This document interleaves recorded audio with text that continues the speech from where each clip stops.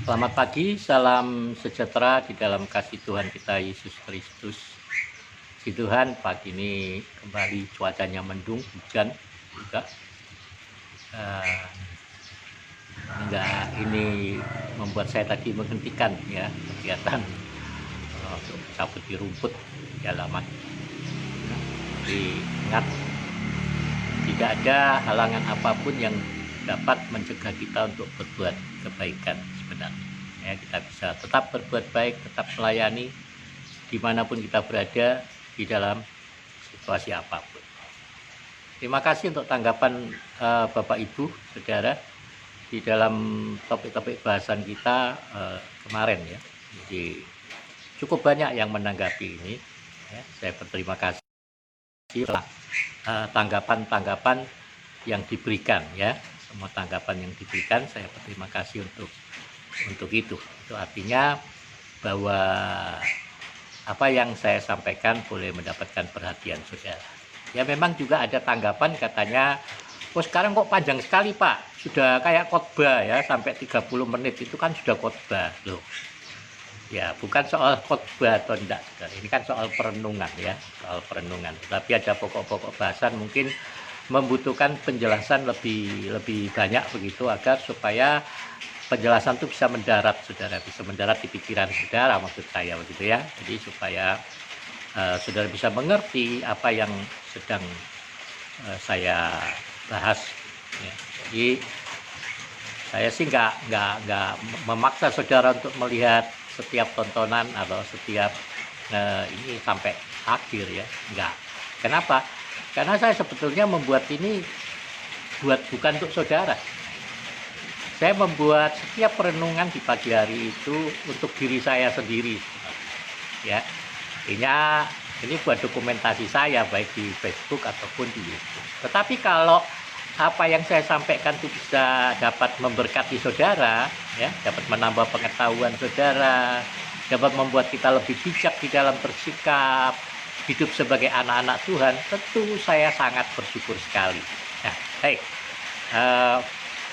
Ya memang ada orang yang rasa kok ada yang minta dipanjangin, ada yang minta dipendekin ya. Ada orang yang suka mendengar lama, menelaah, merenungkan firman, ada yang cuma mau poin-poinnya saja. Itu pada masing-masing orang. Jadi kalau saudara mau menyelesaikan menontonnya sampai selesai silakan, saudara mau tinggalkan silakan. Ada yang bilang enak kalau Pak Bobi khotbah saya bisa langsung tidur katanya. Oh silakan, nggak masalah dengan itu. Tentu saya bahagia karena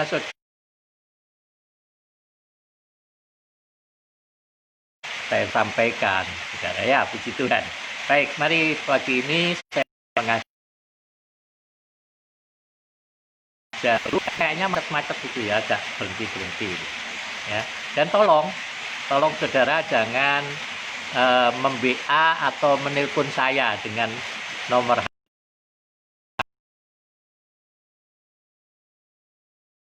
HP karena HP saya cuma satu ini. Jadi kalau pas saya lagi bawa ini jangan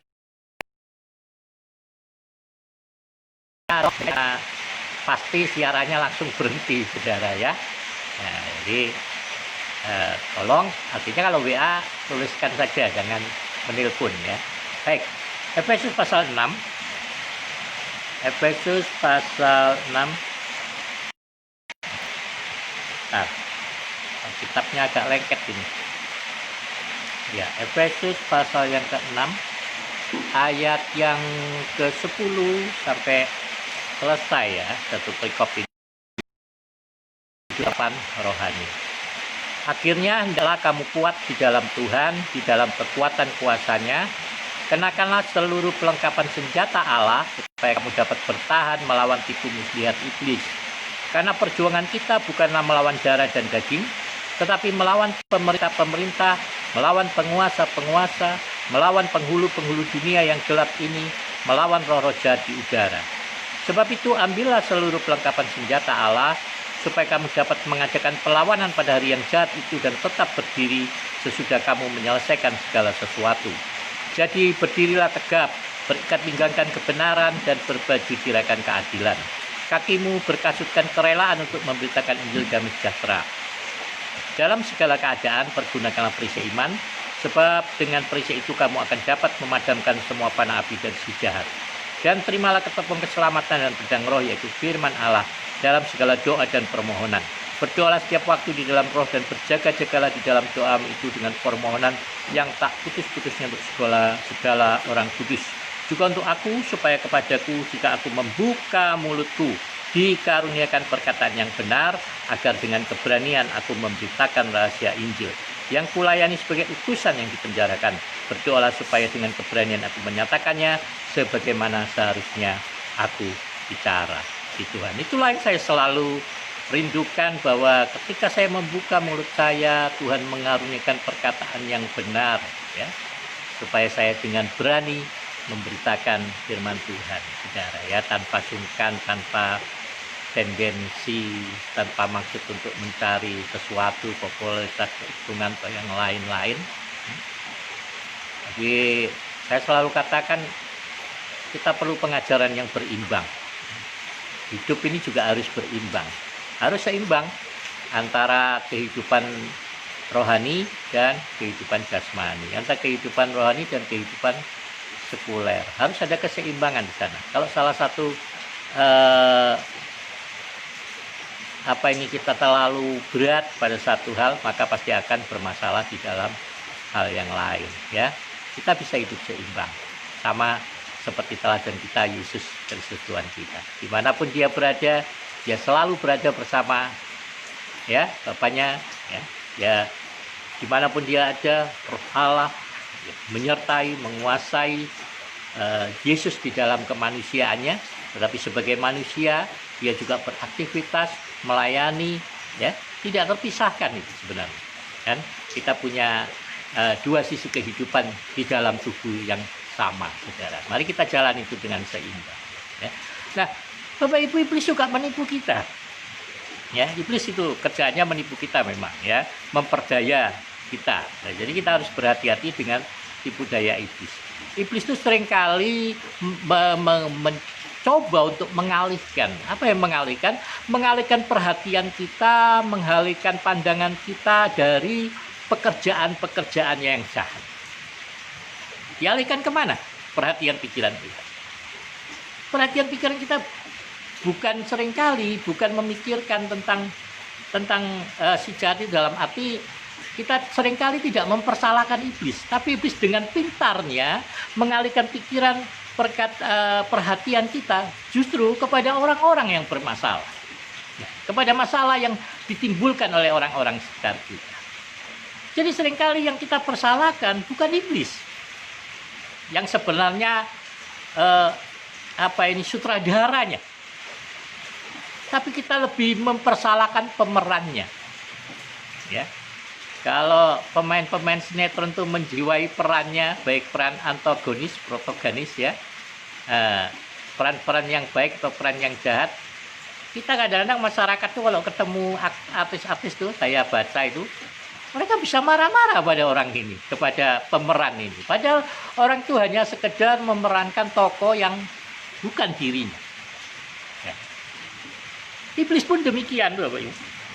Dia sutradara yang hebat, dia produser yang hebat. Jadi iblis bisa memakai siapa saja untuk memerankan tokoh yang iblis inginkan. Nah, jadi jangan sampai kita itu justru mengalihkan pikiran kita, perhatian kita, pandangan kita dengan peperangan kita melawan si jahat, justru kita sebaliknya melawan orang-orang sekitar kita. Ya. Sehingga kemudian kita membenci orang lain, kita memusuhi orang lain, kita marah kepada orang.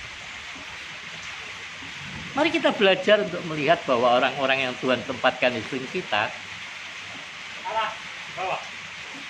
yang pertama, orang-orang tempatkan Tuhan tempatkan kita, yang pertama, ya, orang-orang itu Tuhan tempatkan untuk satu, menolong saudara. Menolong saudara untuk mencapai tujuan Kristus di dalam hidup saudara. Menolong saudara untuk mencapai kehendak Allah yang sempurna dalam hidup saudara. Orang-orang itu Tuhan tempatkan untuk menolong saudara mempertajam karakter saudara. Jadi mari melihat ini secara positif dalam perspektif Allah sendiri. Tidak ada apapun yang ditempatkan Allah secara kebetulan di dalam kehidupan saudara. Semua yang ada, permasalahan yang ada, diakibatkan oleh siapapun. Apakah itu merupakan rancangan iblis untuk menjatuhkan saudara? Allah bisa mereka-rekakannya menjadi perkara-perkara kebaikan di dalam hidup. Mari kita percayai bahwa Allah turut bekerja sama di dalam segala perkara untuk mendatangkan kebaikan bagi setiap orang yang mengasihi Tuhan. Kalau saudara mengasihi Yesus, lihatlah bagaimana Allah bekerja. Dan Allah bekerja bukan hanya sekedar melalui hal yang baik yang kita nikmati, yang membuat kita bisa bersyukur. Allah bekerja bukan hanya untuk sekedar memberkati hidup saudara. Allah bekerja untuk sebuah tujuan. Supaya saudara semua, supaya kita semuanya menjadi serupa dengan Yesus di dalam karakternya. Itu panggilan tujuan Allah tertinggi dalam hidup saudara. Ya. Maka ketika kita memandang dalam perspektif Allah, kita akan memahami persoalan-persoalan yang izinkan terjadi, masalah-masalah yang terjadi, entah diakibatkan oleh siapapun juga, sebenarnya itu ditujukan, diberikan oleh Allah sebagai satu alat untuk mempertajam karakter, sebagai alat untuk menumbuhkan iman saudara, sebagai alat untuk memperbaharui hidup saudara, sebagai alat untuk memperbaiki diri kita, memperbaiki karakter kita. Saudara, inilah tujuan Allah. Itu sebabnya kita mengenakan semua ya perlengkapan senjata Allah ini supaya kita dapat bertahan melawan tipu jahat si jahat. Jangan biarkan iblis mempengaruhi pikiran kita, hati kita, keadilan kita, kemurahan kita. Kenapa? Karena kita terus menilai apa yang orang lakukan pada kita. Orang ini tidak senang kita, orang ini benci kita, orang ini begini, orang itu begitu, orang itu begini, beginilah begitu. Saat kita berpikir seperti itu, maka kita sedang berpikir tentang diri kita, si aku kita, kepentingan kita, harga diri kita. Jadi seperti yang sering saya katakan, sebenarnya kita udah nggak punya harga diri, saudara. Kenapa? Kita udah dibeli. Harganya udah lunas dibayar. Yesus yang memiliki hidupmu. Jadi kalau bicara harga diri, itu harga dirinya Yesus, saudara. Bukan harga dirimu. Maka serahkan hidup kita kepada pemilik kehidupan. Ya, sebenarnya ketika orang-orang berurusan dengan saudara, mereka berurusan dengan pemilik kehidupan. Tapi tidak usah lebay ya. Tuhan tolong saya, Tuhan hajar dia, kamu lawan saya, kamu lawan Tuhan, terkutuk hidupmu. Jangan saudara. Ya, Tuhan inginkan kita menjadi anak-anak Allah, pembawa damai dimanapun kita berada. Ya, jadi Tuhan inginkan kita menjadi anak-anaknya yang sungguh. Mari kita menyadari, sehingga kita tidak mudah, hati kita tidak akan mudah untuk terluka. Hati kita tidak akan mudah untuk kecewa macam orang. Kita respon dengan benar setiap kehendak Allah dalam hidup kita. Ya, ketika kita tahu bahwa iblislah dalang, sutradara dari semua masalah-masalah, semua kekacauan dalam hidup kita, kita akan berperang untuk melawan musuh yang benar-benar musuh. Bukan pionnya, bukan pemerannya, yang sebenarnya seringkali juga mereka tidak sadari bahwa mereka hanya sekedar pemeran yang ditempatkan di sana. Nah, saya katakan kadang-kadang pemeran itu sangat menjiwai perannya sehingga tidak bisa memisahkannya lah. Ya. Jadi mari Bapak Ibu Saudara, pagi hari ini mari tetap kuat, tetap semangat di dalam Tuhan.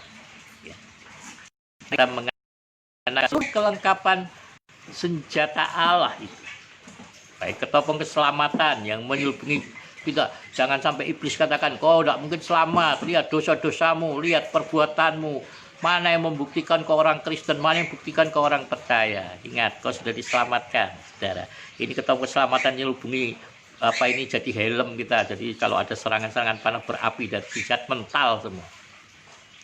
Nyatakan pada dirimu, aku anak Allah, aku sudah selamatkan. Yesus sudah mati bagiku.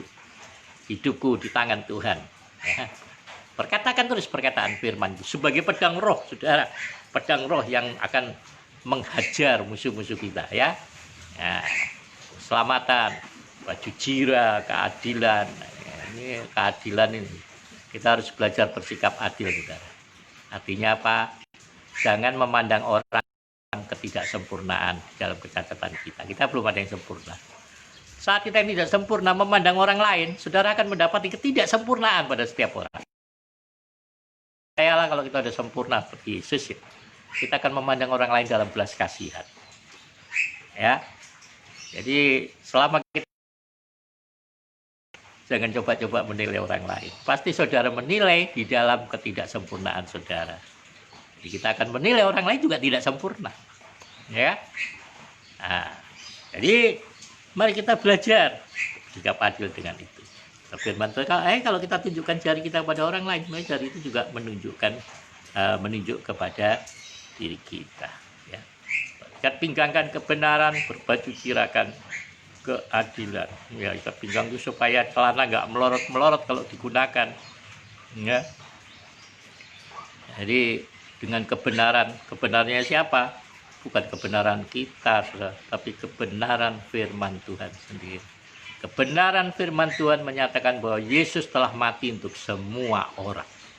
Kebenaran firman Tuhan menyatakan bahwa sama seperti menyerahkan nyawa bagimu, maka engkau pun wajib menyerahkan nyawamu bagi saudara-saudaramu. Kebenaran firman Tuhan mengatakan tidak ada seorang pun di dunia ini yang tidak berbuat dosa. Semua orang telah kehilangan kemuliaan Allah. Puji syukur, dalam Yesus Kristus kita dibenarkan. Lihatlah kebenaran di dalam perspektif pandang dari Tuhan Yesus sendiri. Saudara, ya. Kakimu berkasutkan kerelaan untuk memberitakan Injil. Artinya, kemanapun kita pergi, kita membawa berita Injil itu di dalam hidup, di dalam hati kita, di dalam perkataan kita. Ingat berita Injil, berita sukacita. Jangan ubah berita Injil menjadi berita buruk yang melukai hati saudara, melukai hati orang lain. Berita buruk, berita penghakiman yang dengan berani mengatakan si A ini harus masuk neraka oleh karena 5 dosa yang dia lakukan. Siapa kita? Nggak ada seorang pun dari kita yang layak.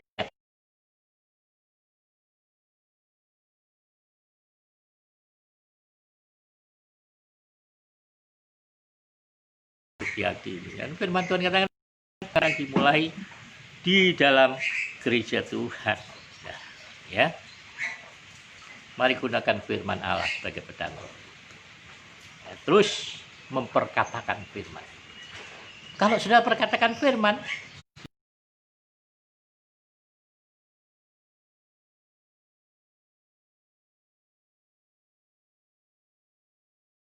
begitulah. Maka saya percaya ketika hidup kita seluruhnya dikuasai oleh kebenaran firman Tuhan. Pikiran kita, hati kita, keadilan kita, kebenaran kita, ya, kuasai oleh firman Tuhan. Maka saudara, kita akan menjadi utusan-utusan Injil yang benar. Kita akan berani berbicara benar terhadap siapapun juga. Ya. Saya sudah banyak belajar tentang etika berbicara begitu. Kalau dulu tuh nggak bisa nahan-nahan, langsung ngomong pak gitu. Banyak orang sakit hati sama saya, ya, minta maaf sama yang sakit hati dengan perkataan saya. Tapi saya selalu ingin berkata benar, hidup benar, meskipun masih banyak salahnya juga hidup saya. Perkataan saya juga masih banyak salahnya. Mohon maaf, saudara, ya. Puji Tuhan, selamat pagi. Saya percaya hari ini, ingat, mungkin hujan ini bisa menghentikan aktivitas kita di luar rumah, tapi tidak akan pernah bisa menghentikan kebaikan yang kita bisa kerjakan. Baik dari dalam rumah kita, di dalam apapun. Jangan biarkan halangan masalah itu menjadi kendala untuk kita. menjadi halangan untuk kita terus bertumbuh di dalam kasih karunia Allah, di dalam Yesus Kristus Tuhan kita. Selamat pagi, salam sehat.